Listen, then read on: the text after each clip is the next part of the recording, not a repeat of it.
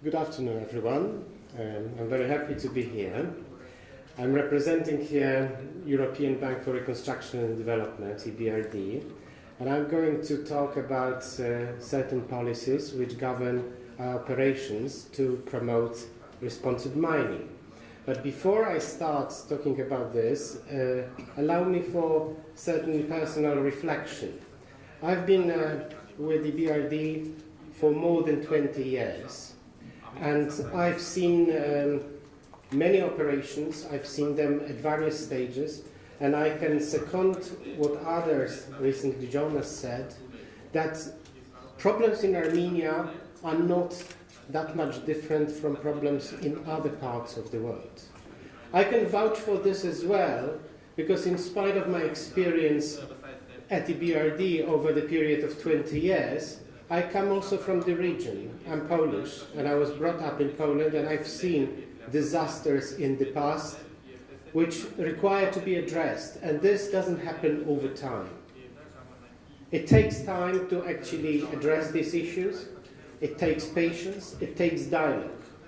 And another personal reflection is that what we have experienced here today, dialogue between civil societies, governments, all of us here, it's something which wouldn't be possible several years ago. It is happening now. We are all learning how to talk. Is it perfect? No, it's not. But it's the step in the right direction, and I hope that it will bring measurable good results in the foreseeable future.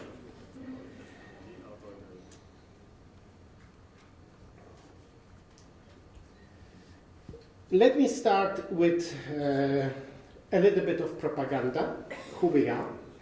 We've heard from our sister organization, IFC, in the previous sessions, that we have certain standards. We promote standards, and I want to stress that we take these standards very seriously, and we are not flexible on these standards. We have to promote them in full. Who we are? We are the youngest of the international financial organizations. We operate in 34 countries, from Central Europe to Central Asia. I'll explain to you that also we stretch a bit the concept of Europe, as we accepted in the aftermath of the Arab Spring some countries from Northern Africa, which to bring them closer to Europe, we call Southern and Eastern Mediterranean. So we operate in these countries as well. We are owned by 64 countries and 2 intergovernmental institutions, that means European Union and European Investment Bank. This is our shareholder structure. I'm not going to waste time on this. You can access this presentation. We are AAA rated organization. We, as I said, we are the youngest one. We were created during the first Earth Summit conference process, Rio process. And as such, the shareholders decided that we have to have our sustainable development mandate enshrined in the founding act of our bank. So we have been asked by our shareholders to promote environmentally sound and sustainable development in all our operations. In order to do this, we had to have policies, and we had several policies, starting with environmental policies. They developed into environmental and social policies. The policy which is currently in force has been approved by our shareholders in 2008, and is currently being revised. We expect that there will be a new policy later this year, and it will become in force by the end of the year. These policies are very similar to our sister organizations, namely to IFC, with one exception. Because our shareholders are to a large extent European countries, we have been asked to promote European Union standards. And that way we have to structure operations to meet both national standards as well as European Union standards as much as they apply at a project level, because as you know, EU legislation is developed very much for member countries, but we try to implement these standards at a project level. The policy consists also of performance requirements. This is equivalent to IFC performance standards. We have 10 performance standards, and they are for the clients how to implement the project.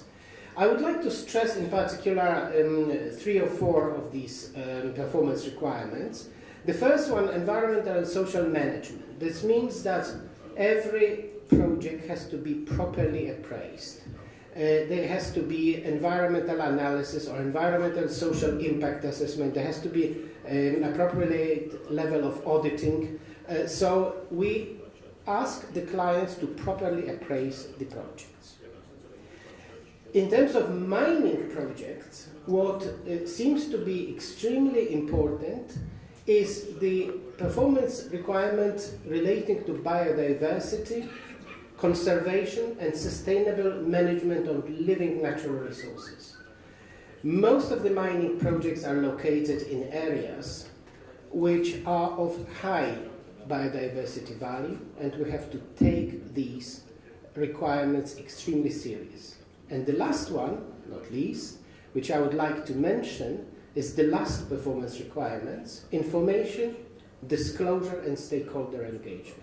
This is something which we have heard today a lot. This is something which we really promote meaningful consultation with affected people, with those who are interested in this project, who are concerned about potential impacts associated with the development of projects.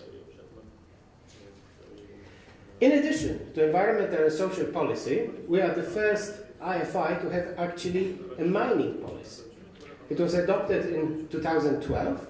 And why do we have this policy? This policy is exactly for the reasons that many of you stressed today. We believe that it is still a very important economic sector in our countries of operations. It is important for the economic development of these countries, but at the same time, we want to promote responsible mining. We want to promote operations which are only within certain contexts, that they are developed with due regard to environmental factors and to social factors. This shows you the current distribution of our mining project by sectors. I'm not going to spend too much time on this one.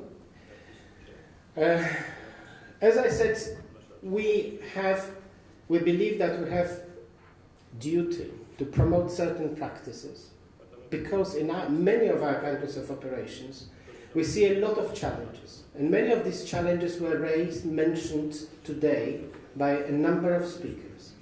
This transition to appropriate governing of these sectors, mining sector, is very important, and that's why I believe that we have to be governed by the policy and promote these type of operations which promote certain type of practices which are in line with sustainable, responsible practice.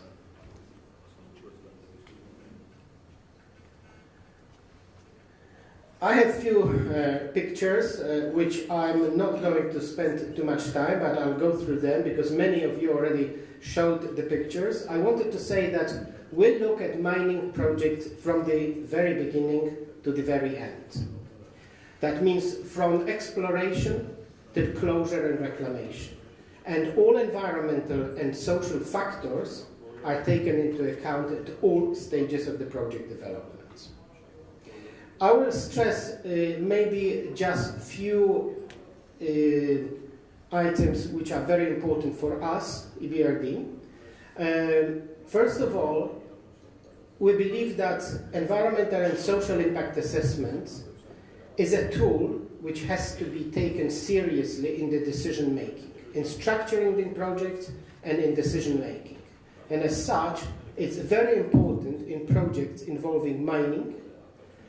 We are also governed by best international practice, which includes EU best available techniques in the mining industry, as well as directives governing liability issues, as well as mine disposal, mine waste disposal. We've seen pictures today, we've seen movies relating to disposal of tailings. We all know that these could be done badly. And my first experience in Armenia several years ago, I'm not going to mention which project it was, were horrific. I've seen tailings discharged directly to rivers. This has stopped.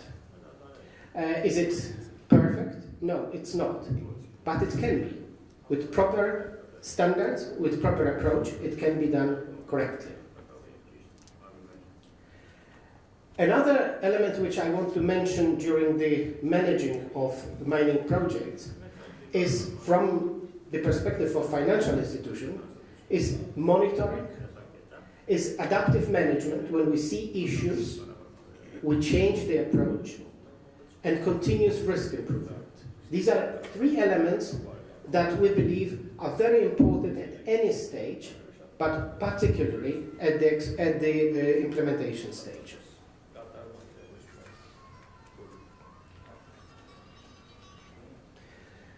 We've heard a number of presentations about restoration. I wanted to stress, although the pictures show the restoration after mine closure relating to biodiversity issue, to environmental factors, but equally for us, social factors are also very important. And it is important that mining project leaves the legacy which is very positive for the local population. Now a little bit how we do this. In terms of when we have a project, we look at a project which has to be seen not only as a project but also within the context of area of influence. That means auxiliary facilities, roads, other suppliers, contractors, all these elements has to be taken into account.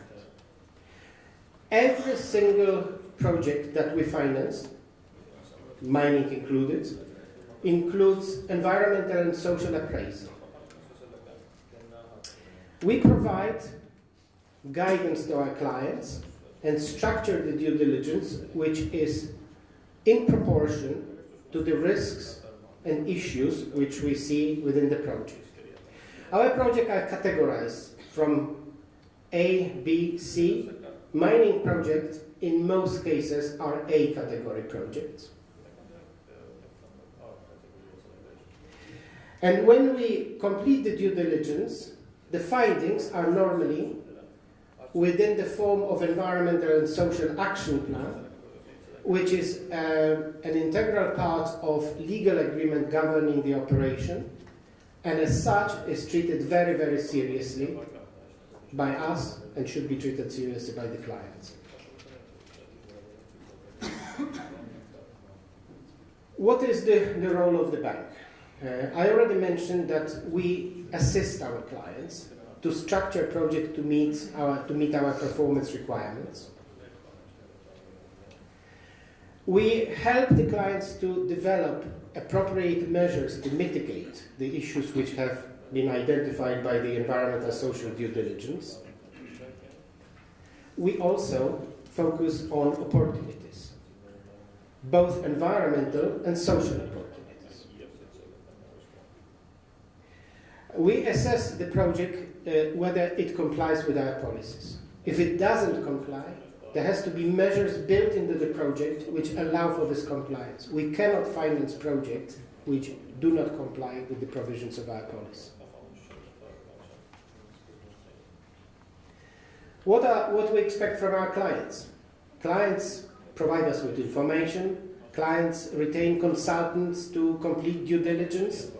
Clients have to meet our performance requirements as well as report to us. But we also expect clients to win hearts and minds of the communities that they operate within. And as such, we believe that stakeholder engagement and appropriate engagement to promote elements which would facilitate engagement and living within the community are very important.